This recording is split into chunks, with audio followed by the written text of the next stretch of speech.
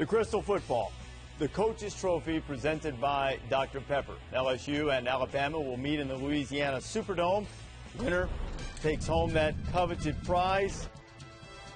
The game will be played January 9th. You can see it on ESPN. Crimson Tide won the BCS title in 2009. LSU in 2007, part of that run in the SEC of 5 straight championships, which will extend to 6. And if Alabama is going to win it, they'll need a huge game from their horse, Trent Richardson. As a former running back, I would have hated to play against a Honey Badger because you know that if you're going down the field, he's going to be trying to take it from you. You know, it's one of the great nicknames ever because it's so appropriate. If you've seen that Honey Badger video and the Honey Badger just goes and gets what he wants, I don't know if I've ever seen a guy that creates fumbles the way he does. And not only that, here's the key. If they really want him to win the Heisman next year, they need to put him on offense. Because if you're a defensive player, you don't touch the ball enough. So they've got to get him on the offensive side of the ball and get him 4 or 5 touches a game. And if he scores a couple of touchdowns, the way that he plays defense, he's going to be on the top of everybody's list next year. Yeah, I'm going to do a little directing here. Let's pop up that graphic again we just had just a minute, if you don't mind. Let's have a look at the common opponents. B. Reese Davis. You like that? This has really been a remarkable theme because early in the season, it seemed that LSU and Alabama were identified as the 2 best teams in the country. And when they played common opponents, the games were almost identical. I mean, same margins of victory against Arkansas and Tennessee. I mean, the scores were almost the same in some cases. Florida, Mississippi State, Ole Miss, and Auburn. Everything pretty much the same in terms of common opponents when they played each other. 3-point game that the Tigers won in overtime. I look forward to this rematch. Quite honestly, it's Joe Frazier, Muhammad Ali. It's coming back. It's Rocky Balboa. I look forward to it. I think it's going to be fun. I know people are like, yeah, I'd love to see a little bit of a rematch. Maybe Oklahoma State and Whedon and Blackman and what those guys could have done. Yes, it would have been fun. But this is going to be a great, intense football game. Well, you know what's going to be interesting? You know, the first time around, the coaches all felt they had the right game plan for this thing. It's going to be fun to see how they change things now for the second time around because you know they want more points and you know they feel good about the players they have in the game. And everybody's healthy. Nobody got hurt, so they'll be healthy. So what changes do you make? How do you change a game plan you thought was the right one going in? But which staff is going to be the most stubborn staff out of the 2? Because the one staff at LSU is going to say, we found a way to win at the end of the game. We were running the ball. We were moving the ball down the field against Alabama. Let's stick to our guns because that's what we've done all season long. Is Alabama going to change? Are they going to let A.J. McCarron throw the ball vertically? Because you saw the success that Georgia had against this team early with Aaron Murray throwing the ball vertically if his receivers would catch the ball. Does Alabama go into this game saying, you know what, let's try to stretch the defense to open it up for Trent Richardson? Maybe Georgia caught him by surprise. Maybe LSU really wasn't paying that close attention, didn't have that much respect for him, but they woke up quickly. Oh, yeah. You saw the results. I wouldn't change anything if I were LSU, man. We are who we are and going to do what they do. You know, a lot of times you have a game like this, and it almost takes on a personality or a tempo. When Alabama and LSU have played the last few years, other than this most recent game, it hasn't been a field goal fest, but that's because somebody usually gets in the end zone early, so you kind of start going back and forth. The game's typically played in the low 20s, something like that. Would you think would be more likely to see a very extremely low-scoring game like we saw, or just more the typical Alabama LSU 20-17, that type of game? I think it's going to be more typical and less like what we got last time. I think particularly early on, I think in the first half, you'll probably see a little bit more risk-taking by both teams than we saw in the first game. I think that's more likely to happen. I think because now they know the personnel from each side much better. They know who they can go after and who they can try and exploit sooner instead of waiting around to the third quarter or so to figure that out. I think Alabama may come out with a square-toed kicker.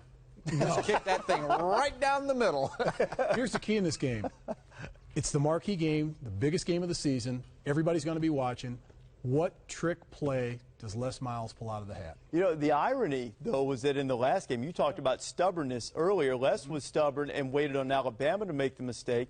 Alabama had a trick play that appeared to work, but then it didn't. It was a big turning point in the game, the interception on the pass from Marquise Mason. Every game that we watched, it comes down to third downs. And because of the defenses of both of these groups, the quarterbacks are going to have to make plays. And I think Jordan Jefferson with his legs will be a difference maker. And for A.J. McCarron, I'm leaning heavily on it. You got to get the ball to Richardson's hands, and it might be a swing pass. But you have to have the confidence that you have a receiver, if you're Alabama, that can make plays down the field for you. Is it Marquise Mays? Is that where it's going to come from? I'm breaking tackles. To find, get it to Richardson. You know he can catch it, and you know he can break tackles. We thought that the first game, and he didn't have it enough. We thought he would catch it more out of the backfield. We thought he would run it more. but he didn't have enough in that ball game. Yeah, that was not his fault. That was the coach's fault. What about field position in this game? If you've got a Brad Wing as a punter, he can nail it. He averages over 44 yards per punt, 18 over 50, and he's a directional punter. He can spin it anywhere he wants to. He's a left-footed punter. So if you're Alabama, if you're going to be backed up the entire game, it's going to be hard for you to get points in this game. Yeah, the other thing that's really the X factor in this thing is trying to win twice. They got to go back and do it again for LSU. You know, and as a football player, I always wanted to play an opponent the second time. But you always wanted to. But just remember, you know, that other guy over there, they're pretty darn good too, and they don't want to miss field goals, and they want to execute and finish off plays. It's going to be hard. Why did you want to play a team the second time? Because the first time I knew about that opponent, and I thought I knew that opponent, and I could study him, I could try different things against that same opponent, against that same defense. I had more confidence the second time going against him in the NFL or in college. It didn't matter because I knew what I was going to do. I was confident in what I was going to do that second time around because I knew no matter what they did, I knew what I was going to do. You know, the second punt return that Matthew had against Georgia in the SEC championship game, you looked up at the screen and you yelled, why are they kicking to him? If you're Alabama, would you kick to him? No, kick it out of bounds. Go ahead, take your wounds, lick your wounds, go ahead. You know what? If you lose 5 yards, it's better than losing 50 yards if you punt it to him and he runs it back. Yeah, you know, I think they'll directional kick, but I think they'd be concerned about really trying to, you know, pin down on a corner because you get the 12-yard kick and you give them bad field position in a game where you have tough defenses like that. And I think they'll kick it, but away and directional. But if they kick it right to him, set up a return. You get the point, though. Right now, we're sitting here talking about the Honey Badger and the impact that he has on a football team. You know, what do? Do you kick it out? And so everybody in that locker room is thinking about it at Alabama. Okay, the Honey Badger, where is that dude, man? Where's he coming from? That's the impact that he has, not just on the football field. Not only that, when he gets up close to the line of scrimmage, as we just saw in the SEC championship game, players did not point him out. When I played in the NFL and we played against Lawrence Taylor, we pointed him out. There's the rover. There's the rover. We identified him. When he gets close to the line of scrimmage, you know he's blitzing. You know he's walked up and showed blitz one time yesterday and had two guys run right by him. He went in and sacked the quarterback. But you can't let that happen in a big game like that. Identify their best player and point him out so everyone knows where he is. When he's up there to blitz like that, LSU is going to run power right at him.